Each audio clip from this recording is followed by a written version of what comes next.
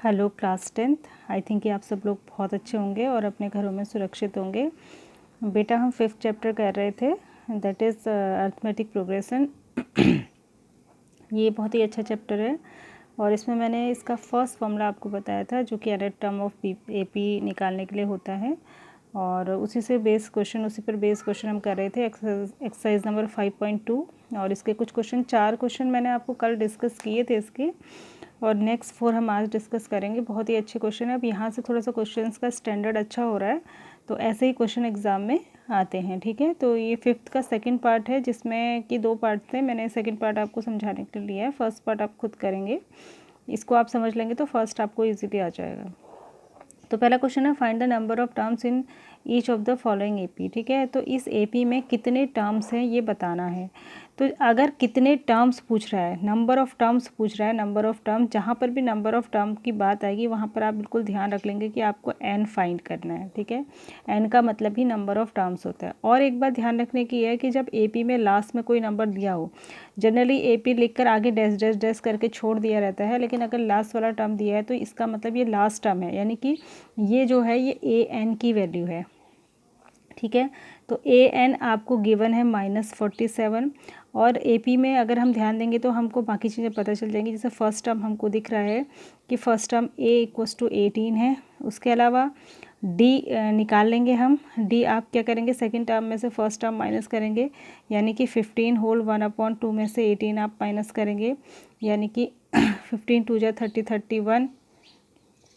31/2 में से आप 18 माइनस करेंगे। इसके नीचे 1 मान के एलसीएम ले लीजिए, तो ये हो जाएगा 31 - 36/2, यानी कि -5/2।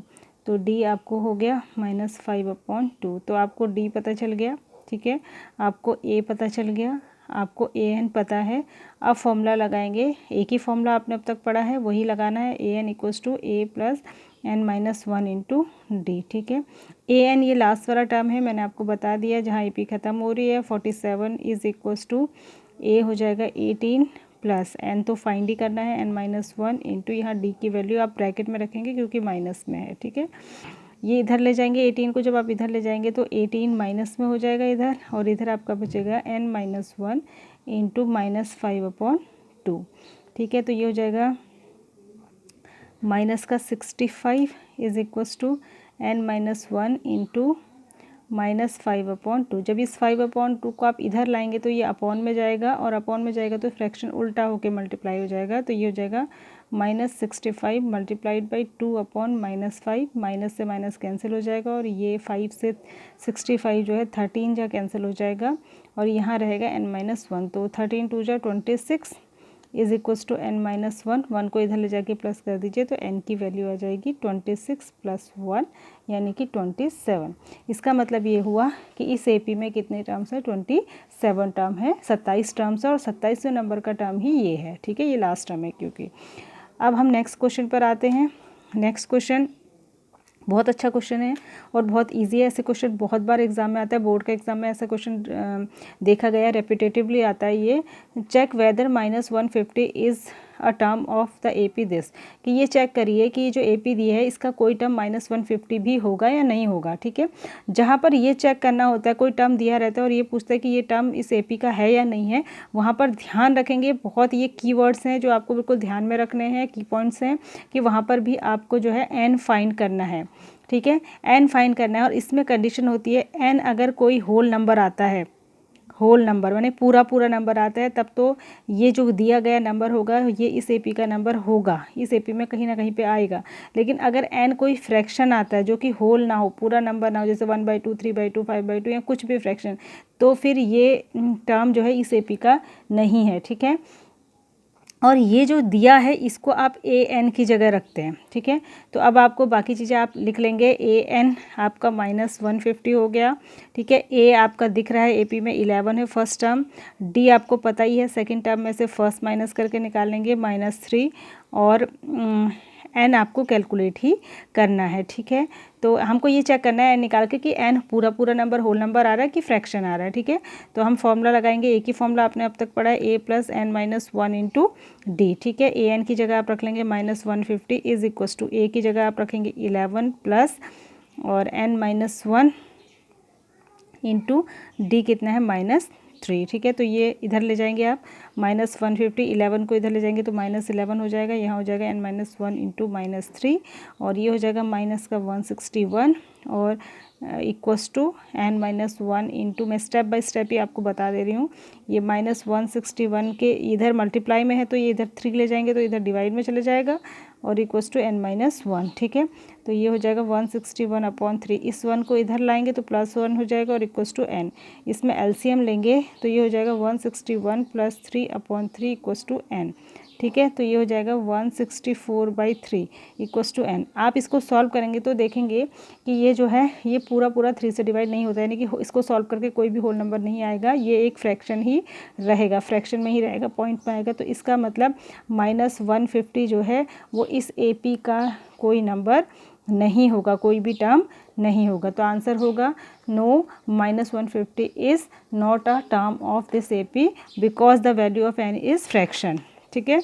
उसके बाद अगले क्वेश्चन पे आते हैं, बहुत ही इंपॉर्टेंट, मोस्ट इंपॉर्टेंट क्वेश्चन आप लिख लीजिए, इस तरह के क्वेश्चन आते हैं।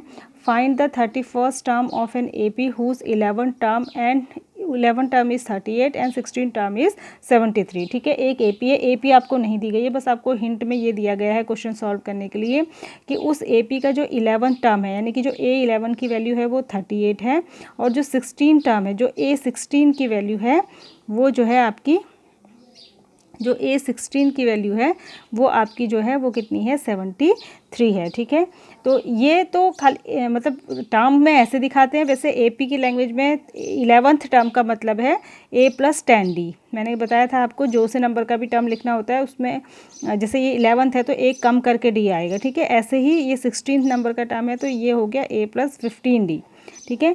तो इसका मतलब है कि A + 10D की वैल्यू माने 11वें टर्म की वैल्यू 38 है और A + 15D यानी कि 16वें टर्म की जो 16 टर्म है उसकी वैल्यू 73 है। पहले तो आप इनको सॉल्व करेंगे। अब क्वेश्चन ये है कि इनको सॉल्व क्यों करेंगे, A और D फाइंड करने के लिए, क्योंकि हमारे पास AP तो दी नहीं है जिसको हम देख कर A और D फाइंड कर लें। ये दोनों ही पूरी प्लस में है तो हम इनको एक में से दूसरी माइनस करेंगे तभी साइन चेंज होंगे और तभी ये कटेंगे, ठीक है। ये कट गया और -15 में से 10 उल्टा माइनस करें तो माइनस के 5D आ जाएंगे और ये आ जाएगा माइनस का 35, क्योंकि नीचे वाला नंबर बड़ा है, माइनस से माइनस कैंसिल, D = हो जाएगा 35/5 यानी कि 7। अब इस D की वैल्यू किसी भी एक इक्वेशन में रख दीजिए, मैं फर्स्ट में रख देती हूँ। A + 10D = 38, यहाँ पर A हमको फाइंड करना है और ये 7 है, ये हो जाएगा 38। तो A = कितना हो जाएगा 70 = 38, तो A = हो जाएगा 38 - 70, तो कितना आएगा ये 10 में से 8 गए 2 और 6 में से 3 गए 3, तो माइनस का 32, A = आ गया -32, ठीक है। तो अब हमको A भी पता चल गया, अब हमको D भी पता चल गया। अब हमको निकालना क्या है, क्या निकालने को बोला था इसने बोला था कि इस AP का 31st टर्म पता करो। 31st का मतलब A31, ठीक है। तो A31 निकालना है तो क्या हो जाएगा, A + फॉर्मूला लगाएंगे n-1 इंटू D, ठीक है।